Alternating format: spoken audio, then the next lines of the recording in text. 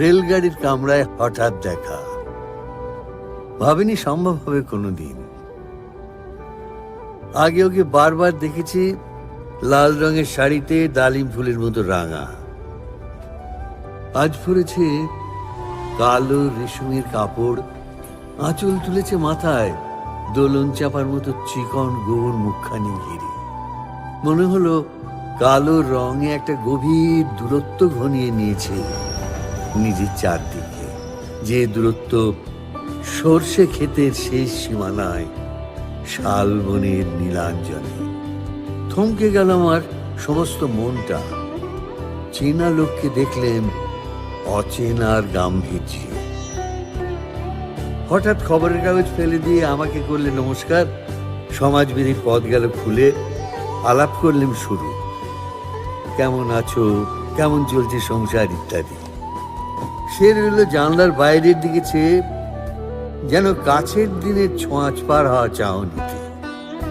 দিলে অত্যন্ত ছোট দুটো একটা জবাব, কোনোটা বা দিলেই না। বুঝিয়ে দিলে হাতের অস্থিরতায় কেন এসব কথা। আমি ছিলাম অন্য বেঞ্চিতে ওর সাথীদের সঙ্গে। একসময় আঙুল নেড়ে জানালে কাছে আসতে, মনে হলো কম সাহস নয়। বসলুম ওর এক বেঞ্চিতে।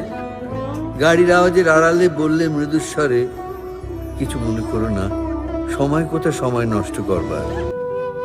আমাকে নামতে হবে পরের স্টেশনে, দূরে যাবে তুমি, দেখা হবে না আর কোনোদিনই।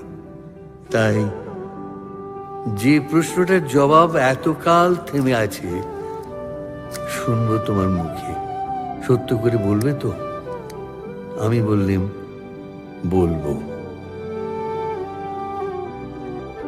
বাইরের আকাশের দিকে তাকিয়েই শুধলো, আমাদের গেছে যে দিন, একেবারেই কি গেছে?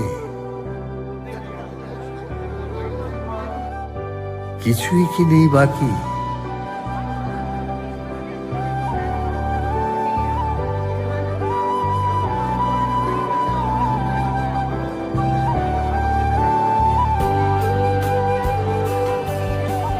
একটুকু রইলেম চুপ করে,